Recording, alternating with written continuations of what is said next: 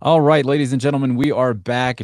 HiFi Summit Day 4. Right now, we've got Phil and Brendan with Denon. How are you guys doing? And what are we talking about today, guys? We are talking about HDMI 2.1.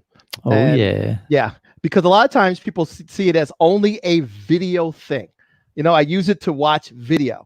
But if you think about all the different services and all the different the boxes and stuff you have connected to your receiver, whether it's an Apple TV, a Roku, an Oppo Blu-ray player, or all of those things can be used for audio sources, and such as Tidal and other streaming services, or even if you play a disc back and you have your using an HDMI on your Oppo Blu-ray player, that is now an audio connection. So a lot of times people don't think about the fact that HDMI is actually an audio connection compared to an optical Toslink and RCA. So we want to spend some time talking about that. Let's do it. Okay. So the first thing is, you guys know that there's a new standard, right? And we get asked a lot about this HDMI 2.1. You gotta know how to do it. You know, swap me out. Get rid of that. Can you do it, Youthman, or you know how to do it?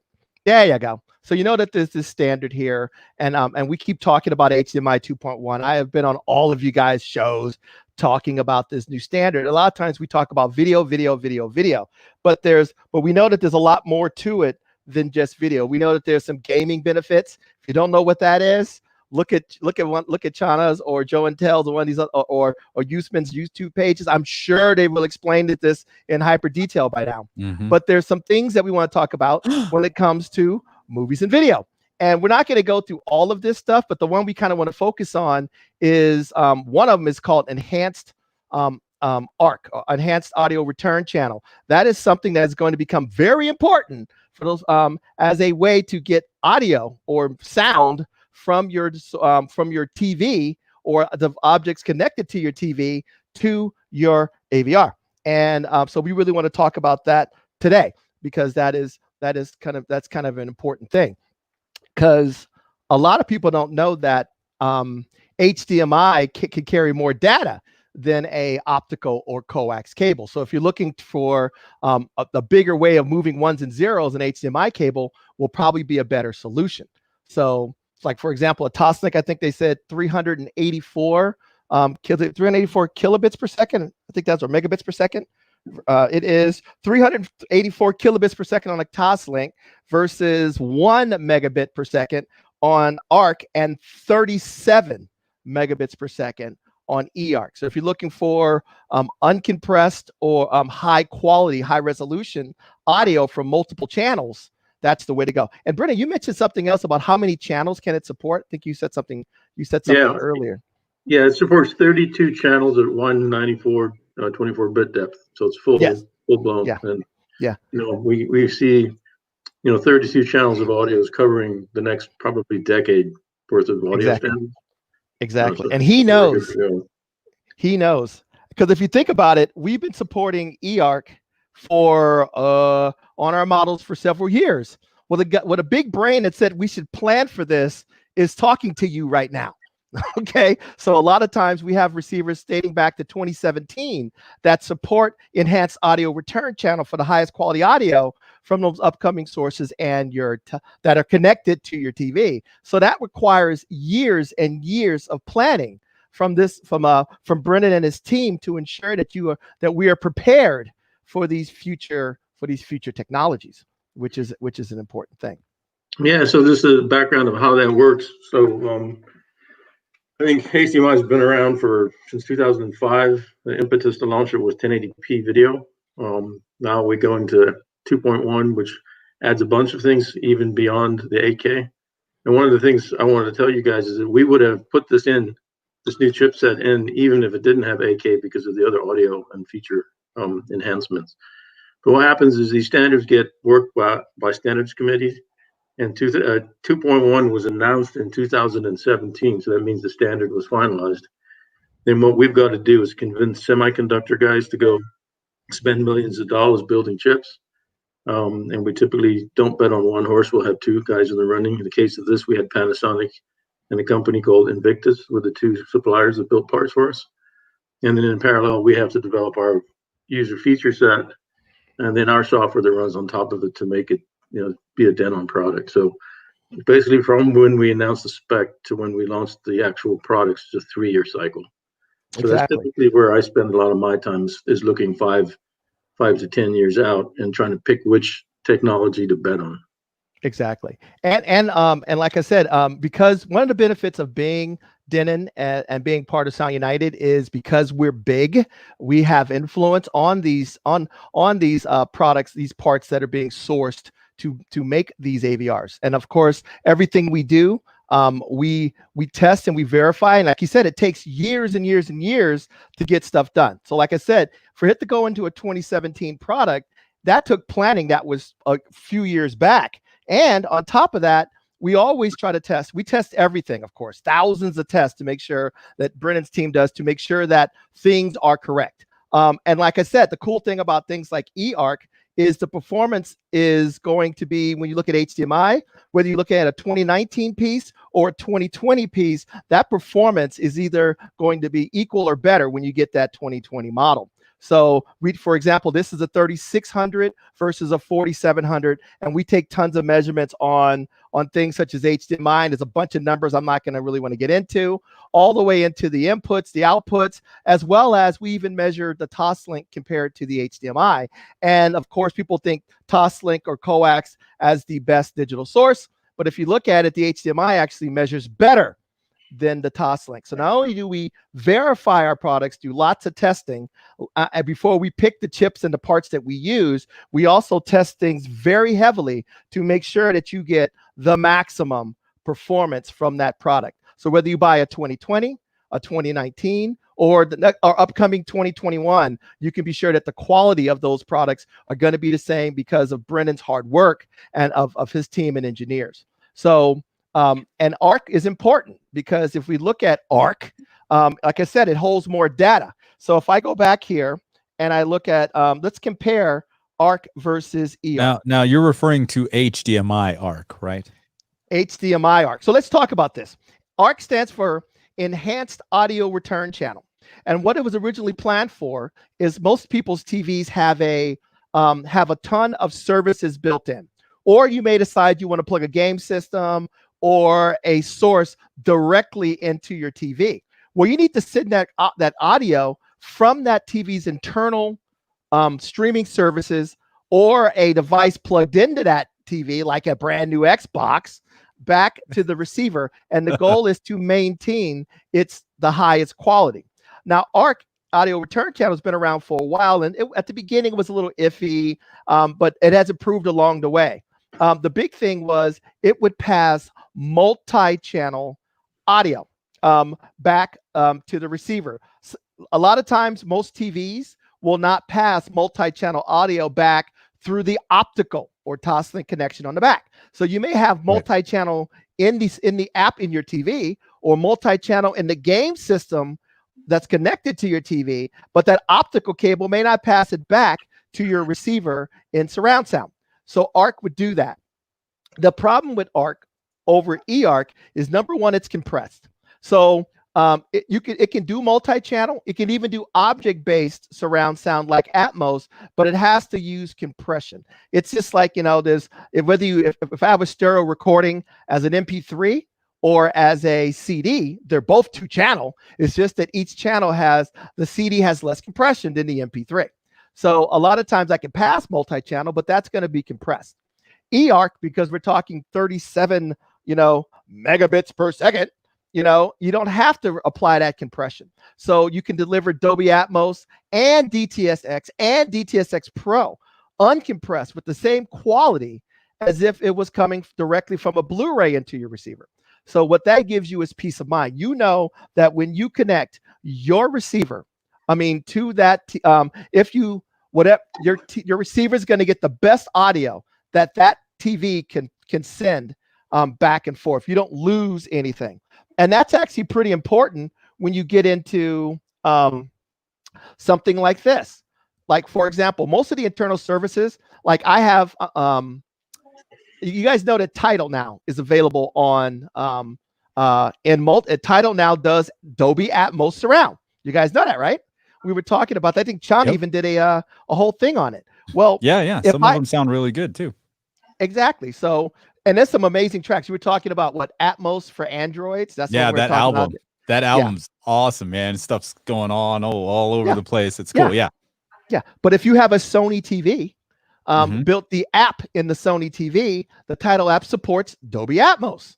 Well, and guess what? If now, because I have Arc connected between the two, I can get the best quality out of that. Now, right now, it's just Arc, which means it's compressed. But if the Sony decides or Tidal decides they want to bump it up to eArc level quality, you'll still be able to get that signal from point A to point B. Or if I get a PlayStation, and that PlayStation 4, 5, whatever, has a title app that's been upgraded and that's plugged into the TV, I can get that quality back to the receiver in the highest quality. I don't lose anything when I go back to the TV.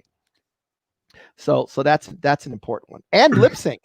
There's lip sync correction on eArc that is not on Arc. And that helps get rid of the bad foreign film audio video sync kind of situation. Exactly.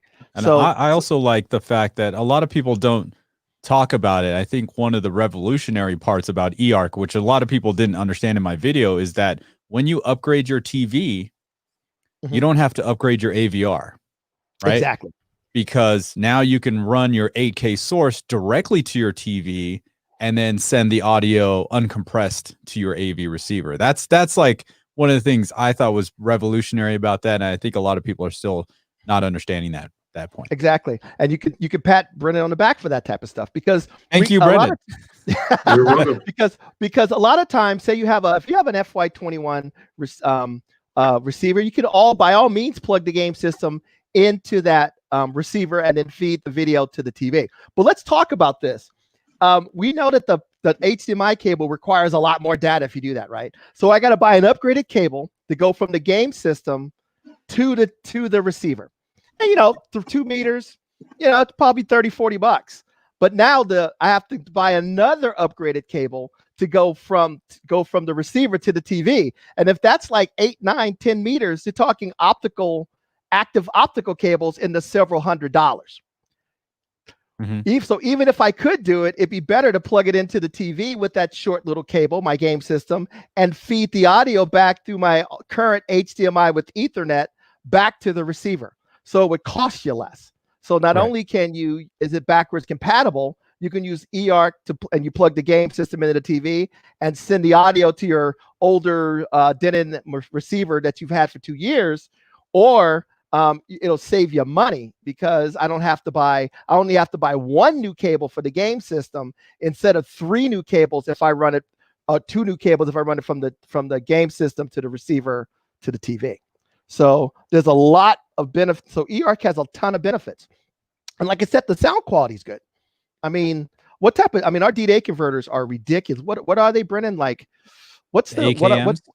The AKM? Yeah. So it depends on the model. We have some models that use 7 2-channel AKMs at 284 by 72 or some crazy number like that, way beyond what you're going to be getting as an audio from any type of audio source that's available. So prepared for the future is what HDMI will give you. Very cool. Very cool. So I'm some other things you want to point out is there's going to be a lot of places. So we talk about audio. There's, of course, we want the good 2-channel. So you can have the great 2-channel sources that are available. So whether it's stereo, but like I said, we already mentioned that companies like Dolby Atmos are doing things on Tidal. Auro 3D, which is something that we offer on a lot of our receivers, is also a lot of their content was actually done is mostly music concert, a lot of concerts and things like that. The original DTS content that I saw when I was back at retail was, we all remember, I'm an old dude, so I remember the Eagles, Hell Freezes Over, and Cross and Emerson, Lake and Palmer, Lucky Man. I can't tell you how many multi-channel discrete high resolution surround sound demos I did with using DTS that way. Dude, I just bought the literally yesterday on eBay. I bought the Beatles White Album 5.1 DTS, so I'm stoked to get that in and check it out. Yeah. So yeah, you'll be able to, if I take my Blu-ray player there and I put a disc in it, and then I don't have an optical and a HDMI plugged into my AV805. I have an HDMI. Sure. And I know that I'm comfortable that HDMI will pass DSD if I need it to. So I am fine with that HDMI cable. So a lot of people look at it and say, oh, it's just for video, but it's also an audio source. Speaking of which, there is a question. Will Denon Marantz ever support MQA and multi-channel DSD over HDMI Arc or HDMI Arc, whichever? Let's talk to the gentleman at the bottom right row about that. Who could make that happen, or maybe already has made that happen? Well, MQA, we haven't widely supported yet. And it's primarily because the amount that they want to charge in royalties this adds too much to retail pricing. And, you know, other HD codecs we get for free, and to have to put a chunk of cash to take away from other parts of the product doesn't make sense to us yet. We are working with them about ways around that. For example, we may offer it for sale as a feature for those consumers that do want to do that. For example, with RO3D, that's how we launched RO3D. It was a very expensive license. So we chose to not put it in at the production level, but gave consumers the right to buy it themselves. So not everyone was getting penalized for the extra cost. It's primarily a financial thing. Yeah. And that's a big point. It's like, and he has to balance that, you know, am I going to raise the price of every receiver, even for those people who aren't going to use it? Right. So like I said, you're looking at those options. The next thing too is, a lot of times if you look at some of these services, they use, it's a compression scheme to give you high res, but it's lossy. Now, if you look at services like Amazon Music HD, it's 192 FLAC, you know, and because it used to be there was a lot of bandwidth limitations for the internet and the for your internet and wireless music distribution. I can run 192.24 FLAC files through 8 zones of my house right now with HEOS. I don't even so a lot of times FLAC is free, you know. So you can get high quality, high res, and of course, if it becomes this huge demand for MQA, he will find solutions for you to get that. But right now, it's like you see a lot of streaming services are just going to multi-channel FLAC, you know, or high quality. I'm not multi-channel, but high quality FLAC files instead. Yeah, the bandwidth is cheap now, right? Yeah, it's kind of like hard drive space back in the day. Now it's like that's cheap. Exactly. Everybody has high speed that can handle that. We stream 8K video. Audio shouldn't be too much of an issue. Exactly. And if you look at services like acoustic sounds and the places where you buy the files, the best you can get most of the time is 192.24 FLAC, and you can get that streaming from a streaming service now. It's crazy. You know, so there are going to be ways to get it. The main thing is we want you to have good quality, and there's good quality applications and good quality ways of getting it. Yeah, a lot of times when we're doing long range thinking, we always start with the assumption that hard drives are free and bandwidth is infinite. Nice. Yeah. The other thing too is there's a big growth in streaming services.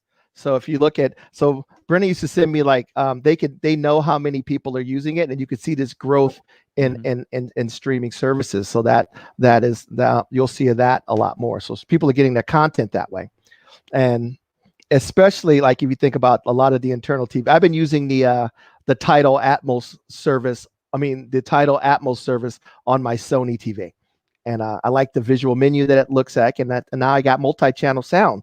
I would like it if they cranked it up a little bit more, you know. It's like that on the Apple TV as well. Like the signal's low, you got to jack it up. Yeah, once you find that right balance, though, I think it's pretty good.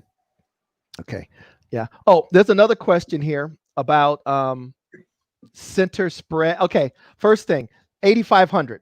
8500 from when we're talking about the audio aspects of it, such as Arc right now, eArc right now, you already got that. You also have auto latency mode. You already got that.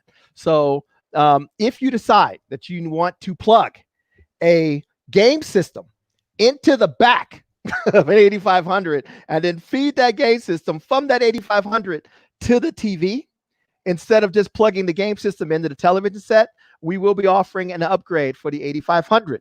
I can't tell you how much, but I can tell you it'll be at by the end of the year.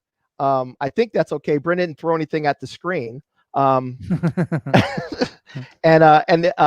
that will be available towards the end of the year. And when that upgrade comes for the 8500, there will also be that board. If we can put it in an upgrade, we can also put it in the factory, and there'll be an indication that that the new ones will have that board from now on. But a lot of stuff we're talking about has nothing to do with audio. We're talking about variable refresh rate and quick media switching and quick frame transport and things like that. But the audio performance from an 8500 now to the audio performance of the 8500 with the 2.1 board should be similar. Would you agree, Brendan? Yep. Yeah. So unless you're a gamer, but we want to give those people that option to make the upgrade. Mm-hmm. Okay. Yeah. The other one they want to talk about, Brendan, we might as well cover it here because we're talking about audio and multi-channel, the center spread. Do you want to talk about the center spread a little bit? Because remember, there was a setting in the receivers that were center spread. So when you were playing Dolby music in Dolby, instead of down mixing a large majority of the stuff that's in mono to the center, you could spread it out across the two mains. And when we added Dolby height virtualization, that icon with a center spread used to be in the menu is now for the virtualizer instead. And they were asking, do you have any news on it, and can we add it back? I don't have any news, but I'd like to get a survey from you all. Like, what do you guys think? Like, is this something that's important to the user base? And if so, we can take a look at it. Mm-hmm. Now, Phil, didn't you mention that kind of a workaround around that is now the new receivers have the two presets, and so they could set one setting for one and then set the other one, to kind of compensate that and do the same thing. Yes. So what happens is one thing that we've added this year on the 2020 X series receivers is what's called dual speaker preset. So what I recommend is you take your favorite up mixer.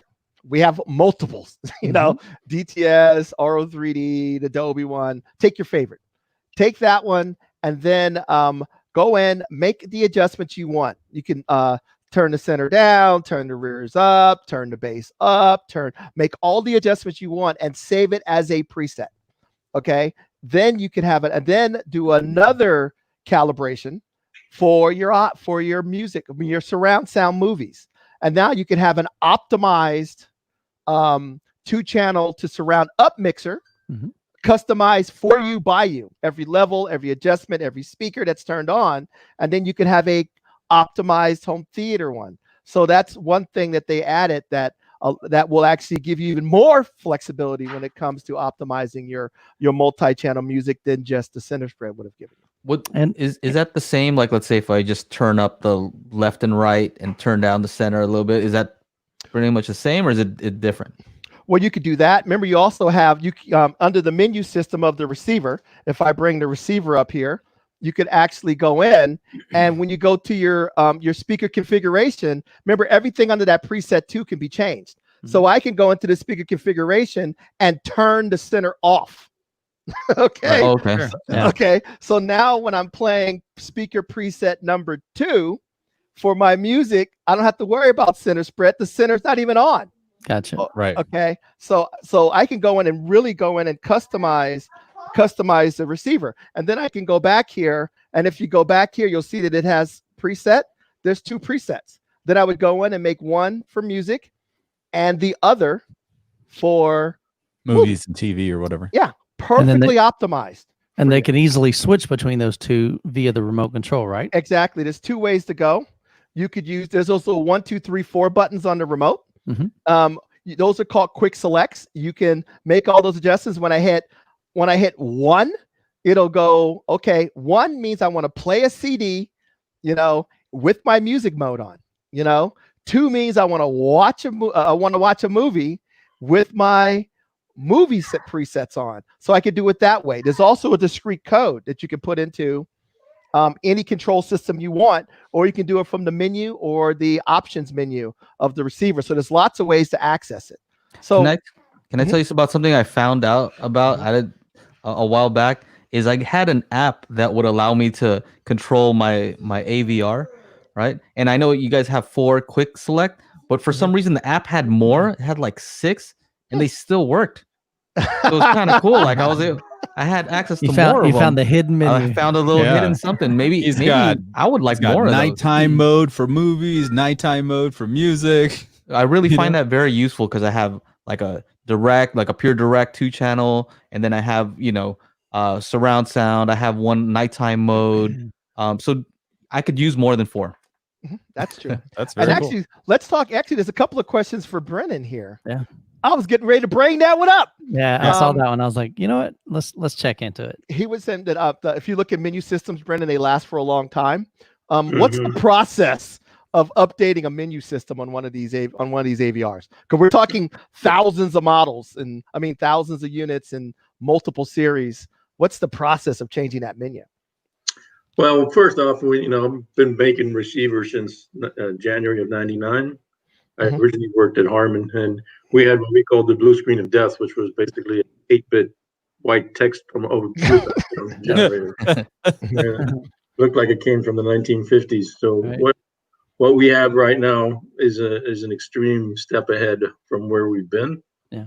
But our current GUIs in the AVRs are rendered on the HEOS module on an ARM. So we moved to OpenGL, which allows us to have more flexibility, but it's still doing the graphics right now at 480p. So the limitation in our look and feel and detail right now is actually hardware related. We have a new generation HEOS module will be coming online next year that will be able to render video in 1080p. So that allows us to significantly dial up the resolution and make it look more modern. So we actually have prototypes of our what we call HD GUI that's modern compared to where we are today. Nice. So you're working on it. That's about another year out. But like I said, it's a big process. You know, number one, all the languages, is it laid out? Does all the menu systems work and everything else? So you have to make sure that but you do want to raise the resolution because we don't want to look like Minecraft when you're trying to set up your 8K TV, right? I wonder if it would be possible to make it transparent, because I'm guilty of like the movie just started and we're all set, ready to watch it as a family, and then hold on a second, let me just here's the thing, Joe. Let me just Odyssey real quick. It actually is transparent on 1080p sources. Oh, 4K sources, it's not. Yeah. Okay. And that has to do with, and then also it's going to look a little different when you have Dolby Vision or something like that. Yeah, Dolby Vision's got that pink bar because they had some issues with that on the well, you got to remember, 6300. You're talking different color spaces. You're talking different brightness and luminance ranges, different gamuts. It's a lot of stuff going on there. Yeah. The other thing, we talked about HEOS. Not only is the resolution good, somebody asked on here about streaming large local music library. Do what I use HEOS? What I like about HEOS is if I bring up my my iPad here, you can bring up your music server. So this is actually my house, and I can actually bring up my PCs as well as my music server. It's a demo mode, of course, sucker. This is an old iPad, but you can actually go in and I can find music from that. Now, on top of that, our newer devices also support Rune. So if you want a more visual Rolling Stone, my own personal Rolling Stone magazine layout to navigate my files, you can use it that way. Or I can go in here and I can stream my double DSD or my 192.24 files from my media PC here to my Office ND8006 if I want to. So the quality of yes, if you want to move large, high quality files from point A to point B, HEOS works really, really, really well for that. So here's a quick tip just for those people where I was saying where you're always messing with the menu. If you use the app, it doesn't disturb anybody. You can make all your setting changes right there on the app, and it doesn't bother anybody. So yeah, it's nice. You're not casting anything. All you're doing is telling the receiver or the other device where to go get it. Yep. You tell the I want, hey, HEOS thing inside this receiver. go here and get that song. So yeah, it is kind of nice to do. Let me see here. One quick comment on Odyssey and the multiple presets. One of the things I like to do is if I'm tuning a room, is to optimize it in different ways, and then I can A/B between the two presets. That was something that was missing. Nice. Yeah, nice. Before, so you can really dial it in and compare different changes and modifications. It's a great idea. Hey, Chana, here's a question for you. Yeah. Someone mentioned in here that they didn't think that they weren't sure if the LG TV apps could send multi-channel from its internal apps. Have you tried like Netflix or anything like that? Yeah, I mean, it's still there are, as of right now, there's no internal apps on TV sending out an uncompressed nothing's Dolby Atmos track. We're just talking, can it send Adobe Atmos? Yeah. I mean, the standard Arc was doing that when, when I had my when the 2019 was out. I think LG started it in 2017, so I missed it with my 2016 OLED, but but yes, it does. I think the only difference now with the 2019 versus the 2020 is that LG got rid of DTS decoding, so you cannot get anything DTS from the TV to the AV receiver, which I don't think is a huge issue, but I think it might come into play when people are trying to get IMAX enhanced from the TV's Fandango Now app over to the AVR. Yeah, and each manufacturer, TV manufacturer, you have to ask. What we try to do is we try to make sure we can decode everything. Bring it on. It just depends on if they're going to send it to us. Now, TV apps, they can turn them up. They can make them better. It all depends on but the thing is, you want to let you know the HDMI cable, the eARC is not a limitation, and the receiver is not a limitation. We can get the most, we can handle the most that any of those things can send us. And we can handle the most that any Blu-ray player or Apple TV plugged into the back of the receiver can send it. And all of that stuff is going to be there's a lot more data can go down an HDMI cable, period. And that's what we want to get across when it comes to audio and video. But even audio, if I just use it as an audio connection to play super audio CDs on my Oppo Blu-ray player, it's a great output. Okay. So there was another question that popped up, I guess. There's this one. So DTS-X Pro. Yeah, so my buddy over here, he does a lot of he plays a lot of movies, and he has to use that BEQ to kind of get some of the bass back, and he's wondering if some of these formats will bring back some of that low end full bandwidth. Well, that's a good question. It all depends on the mix. And the nice thing about it is if it's multi-channel, normally there's a little bit of, sometimes they'll take advantage of that LFE. Everybody has their own personal taste. I always say, if you need a little bit more, there's that little knob on the back of the subwoofer, and just turn that sucker up, if you want it to go. But some of the services are even better. Like if you look at something like IMAX enhanced material is mixed. They don't compress it when it comes to dynamics like some of the other multi-channel, because so the receiver has to make sure your speakers don't hurt themselves, but that content has a lot less dynamic compression on it, and it all depends on the mix. I've heard some. If you go get the my favorite right now is Kraftwerk 3D or the Hans Zimmer Live in Prague at Dolby Atmos, and play the Captain Jack Sparrow. You want to see dynamic? It goes from one lady with a cello to there's 1,000 people on stage. There's so many people on stage. It's like at least 30 people on stage. It's fantastic. But it shows really good about dynamics and bass. And when you play that, it goes from where's the bass till at the end you go, holy cow, that was way too much bass. Yeah. Hey, so I have something to add there, Phil. So IMAX uses Odyssey to tune their theaters, and they have a very specific target curves that they hit that is extraordinarily bass heavy.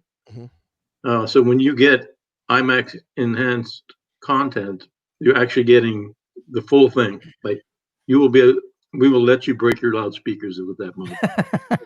Thank you. I did notice that when I played some IMAX enhanced content, I was just like, whoa, I have way more bass than I had on the other ones. And Sony announced they're bringing in 100 older and newer titles coming up. DTS, I had them on a call on a webinar a few weeks ago, like a week ago, and they say they have a lot of news coming for other ways for you to get DTSX, and then DTSX Pro, which is we got to give ourselves a shout out about that because there you go. We're the first people to support it, right? Nice. So that receiver there is going to be the first the 6700, the 8500, and the Marantz AV8805 are going to support IMAX DTSX Pro, which is 32 channels, up to 32 channels. Send it over, Paul. Paul's in the chat. Send it over, Paul. Exactly. That's right. Yeah, Paul's like, you guys are all looking for your samples. Yeah. So there's gonna be more, not high quality stuff. And some people say I don't like multi-channel music. How can it be hi-fi? Hi-fi is 2-channel. Well, you know what? If I take 2 mics and I put 2 mics in front of a stage and I record it, that is, you want to recreate that reality. But if I go somewhere and an engineer records the drums, and then he records a singer, then he records another singer, then he records a guitar, I can put those objects wherever I want. Who are you to tell the artist that that's not, his vision? And when you look at some of this, some of the newer stuff that's coming, the creativity that's being utilized by those artists to give you an immersive experience is spectacular. Don't you want to hear the artist's intent? I keep hearing artist's intent. I want to hear it the way the artist wanted you to hear it. Well, he mixed it that way. Obviously, he wants you to hear it that way. So yes, 2-channel will always be around, but multi-channel, high-resolution audio is coming. Ding.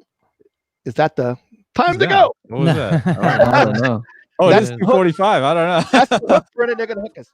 Well, actually, I've been talking. Brennan, do you think you want to talk about what you see for the future, or things you see that may be of interest to this audience when it comes to audio coming down the pipeline? Well, I'll say this: that every time that there's a major format change, it takes a while for the content to get there. Sure. So it's not only just the physical format, but it's the artists and the creators learning how to exploit the new format. So the content will continue to get cooler and cooler as creators are working on producing content. So I think up to 32 channels, that's a lot of audio for a home product.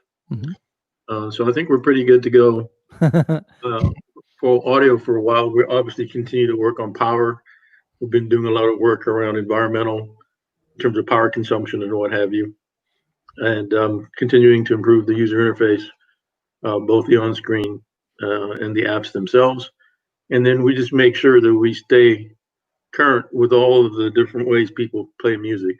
The very reason for an AVR to be what it is it has amplifier, it's got a bunch of connectors, and it's a bunch of abilities to play music. So we don't care where the source is, whether it's a local hard drive, another DLNA renderer on the network coming from the cloud, and then it's also the same with control. So a lot of people don't know this, but we've been doing a lot of work with Apple, Amazon, and Google, so that all of our products that are HEOS can be controlled via voice using stuff. So I've done demos with hey Siri, play Bob Marley in the living room, then Google, turn the volume up, and Alexa, please play Bob, the Beatles.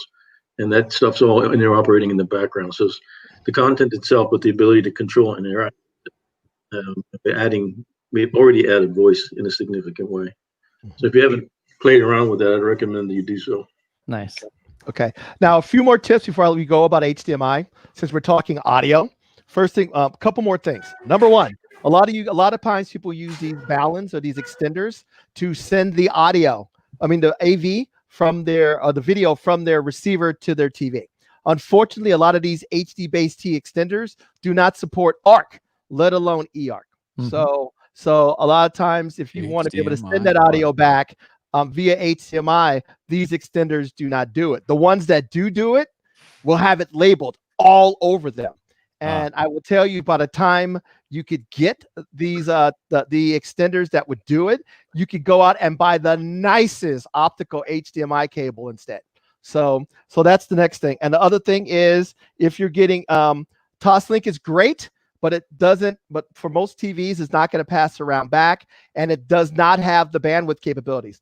Regular HDMI can pass 3 times the bandwidth of a Toslink cable, and a eARC connection can pass 10 times, more than 10 times. Actually, 3 times 10, yeah, more than 10, more closely 30 times, because they go with this 30, yeah, 36. 30, yeah, somewhat an ungodly amount more data. So these are great. So as you guys are going through, we say if you're going to get an HDMI for long distances, get an optical, a good active optical HDMI. If you're going to go more than 3 meters now, to be prepared for all of the 8K VRR eARC stuff. And if you're going to buy HD, those balance, make sure that your balance that you do buy or extenders you do buy support ARC, and they will be labeled if they do. Okay. So those are something that we definitely want to point out if you want to make sure that you're prepared for that great audio experience. If they do decide to turn up the app in the TV, or you plug your PlayStation. I'm serious. I'm going to plug my new PlayStation directly into the TV. Why? Because I'm not spending $400 or $500 to get another cable to put it in my rack back here. I'd rather have it over here and save and buy a cable for $30 than put it over here and buy a cable for $500. This is pretty, but it ain't worth $500 more not to have it over here. Okay. But if I do that, and that Apple TV, that PlayStation 5 or Xbox One X has the God surround sound app, you know, I know that I'm going to get the best sound back to my receiver. So keep that in mind. All right.